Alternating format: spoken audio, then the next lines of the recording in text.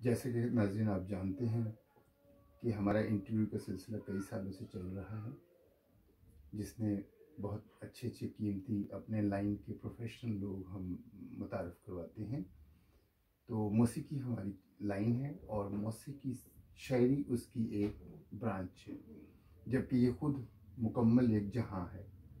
आज हम एक बहुत आला शायर जिनका हर लिखा कोई भी शख्स आराम से पढ़ सकता है, गा सकता है, जनाब सईद आकिल साहब तशरीफ़ रखते हैं और ये हमें बताएंगे शायरी किन औसाफ के साथ हमेशा अमर होती है। तो सईद आकिल साहब, आपकी आमद का शुक्रिया। आप हमारे स्टूडियो में तशरीफ़ लाए।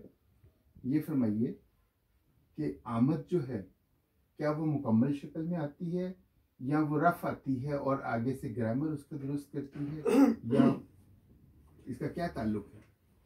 बहुत बहुत शुक्रिया मुश्किल साहब, सबसे पहले कि आपने स्टूडियो में बुलाया और अपनी मोहब्बत इज्जत से नवाजा। और बड़ा खूबसूरत सवाल है आपका, कम लोग करते हैं इससे। आमद एक अल्लाह ताला की अता है, किसी ख्याल का ज़हन में पैदा होना। और ग्रामर जो है वो उर्दू ज़बान की मुकम्मल मालूमात है। यानी एक शायर को ये पता होना चाहिए कि साब के क्या है, लाह के क्या है, हरूफ मुतरादिफात क्या है, मुतज़ाद अल्फाज क्या है, ठीक है, माजी की कितनी इकसाम है, वो किस लहजे में बात कर रहा है, ये सारा ग्रामर कहलाएगा। लेकिन इसके बावजूद भी शायरी जो है वो किसी ग्रामर की मोहताज नहीं है। हाँ, अगर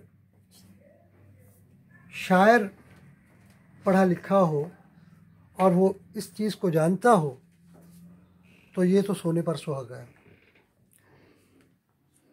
बहुत सारे हमारे सूफ़ी शायर, इसमें बाबा बुल्ले शाह सरकार हैं, वारिस शाह सरकार हैं, और बहुत सारे सूफ़ी शायर जो कि पढ़े लिखे नहीं थे, मगर उन्होंने आरिफाना कलाम उनके बड़े मशहूर हैं और बहुत बड़ी बातें की हैं, जिनमें हिदायत की बातें हैं, इंसानियत की बातें हैं।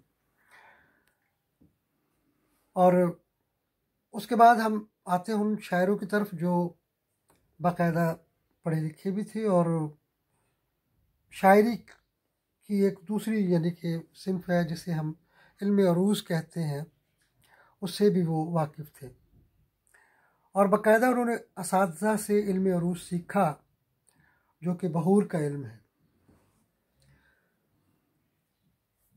उनमें अमीर अनीस साहब हैं, मिर्ज़ा असदुल्लाह बे गालिब, इल्लामा इकबाल साहब हैं, फैज़ अहमद हैं, अहमद फराज साहब हैं और बहुत सारे नाम हैं, कतील सिफाई साहब।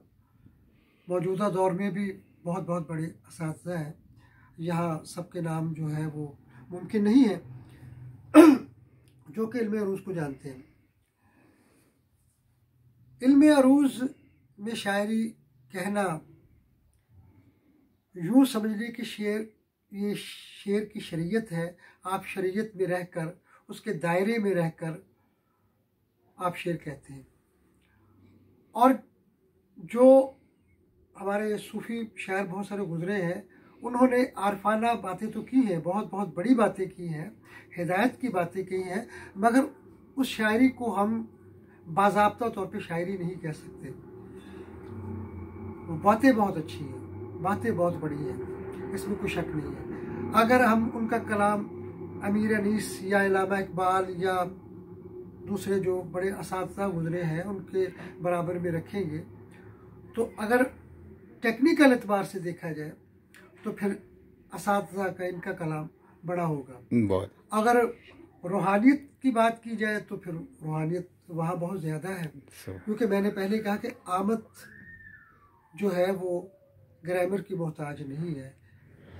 इल्म जो है वो दानाई का मोहताज है, दानाई इल्म की मोहताज नहीं। सुभान। मैंने बड़े बड़े पढ़े लिखे जाहिल देखे हैं और बहुत अनपढ़ जो है वो कमाल, आपको ऐसा मालूम होगा कि जैसे ये पढ़े लिखे, ठीक है, अल्लाह की ये अता है। तो ये दो अलग चीज़ें हैं, अगर ये मिल जाए आपस में तो शाहकार बनते। ये फरमाइए कि आप उर्दू, पंजाबी, फ़ारसी और अरबी चारों शायरियों में से दर्जा बंदी किस तरह करेंगे? कौन सी आपको ज़्यादा मुतासर कर सकी? और देखिए, फसाहत व बलागत के एतबार से अरबी ज़ुबान जो है वो दुनिया की सबसे बड़ी ज़ुबान है, जिसमें मुतरादिफात बहुत हैं, एक एक चीज़ के कई कई नाम हैं। यूँ समझ लीजिए कि जैसे हमारे यहाँ शेर एक नाम है, जबकि अरबी में इसके बहुत सारे नाम मौजूद हैं। हमारे यहाँ इस्म और फेल, शेर शिकार कर रहा है, शेर इस्म है और शिकार कर रहा ये फेल है। शेर बैठा हुआ है, बैठा हुआ फेल है, शेर इस्म है। जबकि अरबी में आप हैदर कह लें, गंजनफर कह लें, असद कह लें, तो उसमें फेल भी आ जाएगा, ठीक है। तो अरबी ज़ुबान तो बहुत वसी ज़ुबान है। उसके बाद दूसरे नंबर पे आ जाती है फ़ारसी ज़ुबान, ठीक है। फिर आता है हमारे यहाँ उर्दू का नंबर। उर्दू ज़ुबान हमारी बड़ी वसी ज़ुबान है, मगर अफसोस इस बात का है कि अब इस उर्दू के लिबादे को तार तार करके इसमें अंग्रेज़ी ज़ुबान के पैबंद लगाए जा रहे हैं। बल्कि हर ज़ुबान में तकरीबन आप जहाँ भी चले जाएं, वो किसी भी ज़ुबान से ताल्लुक़ रखता है शख्स, वो अंग्रेज़ी के जो अल्फाज है वो इस्तेमाल करता है अपनी ज़ुबान में, ठीक है। ये ज़ुबान का इर्तिका है या बर्बादी, ये मैं नहीं जानता। तो आपने दर्जा बंदी में अरबी को नंबर 1 रखा, यानी शायरी के नुक्ते नज़र से, ठीक है। और फिर फ़ारसी दूसरे नंबर पर आई, तीसरे नंबर पर उर्दू आई, बाकी उसके बाद पंजाबी जो है इलाकाई ज़ुबानें हैं। अच्छा। क्योंकि ये देखिए, ये जो हमारी उर्दू ज़ुबान है, ये तो अब जैसे कि अब अंग्रेज़ी को इंटरनेशनल ज़ुबान कहते हैं, ठीक है, तो उर्दू भी बहुत सारे ममालिक में बोली और समझी जाती है, हम इसे भी इंटरनेशनल कहेंगे, ठीक है।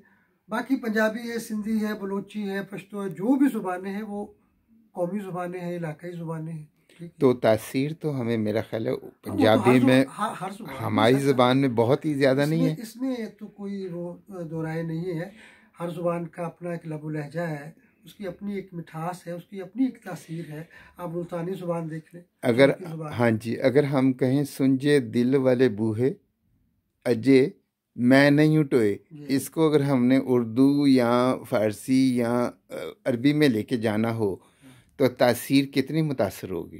जाहिर सी बात है, क्योंकि वो लिखा ही इलाकाई ज़ुबान में गया है जी। सबसे पहली बात तो ये। अच्छा, ये बुनियाद रखने पे बात है कि अब अगर यही शेर या इसी ख्याल को कोई अरबी शायर कहता है, वो अपनी ज़ुबान में कहता है, तो वहाँ की जो बहूर है वो उनको इस्तेमाल करेगा, जो चलन है वो वहाँ की इस्तेमाल करेगा, ठीक है। वो अपने अंदाज से इसका जो, क्योंकि बात तो बूहे के दरवाजे की बात तो वहाँ भी है जी, उनके खोलने और बंद होने का अमल वो भी जानते हैं, ठीक है, मोहब्बत को वो भी समझते हैं, सारा कुछ, लेकिन उनके कहने का अंदाज और होगा, क्योंकि ये हमने सुना ही इस ज़ुबान में, पंजाबी में, तो इसकी अपनी तासीर वहाँ कायम है, वहीं कायम है, ठीक है। अब मुल्तानी ज़ुबान देख लें, दिल तांग तांगे अल्लाह जोड़ सांगे जी, सजड़ा दा मिलना मुश्किल बहांगे जी, तो ये वहाँ ख्याल इसमें आया। अब ये मैं कह रहा हूँ क्योंकि मेरी ज़ुबान सुरैकी नहीं है,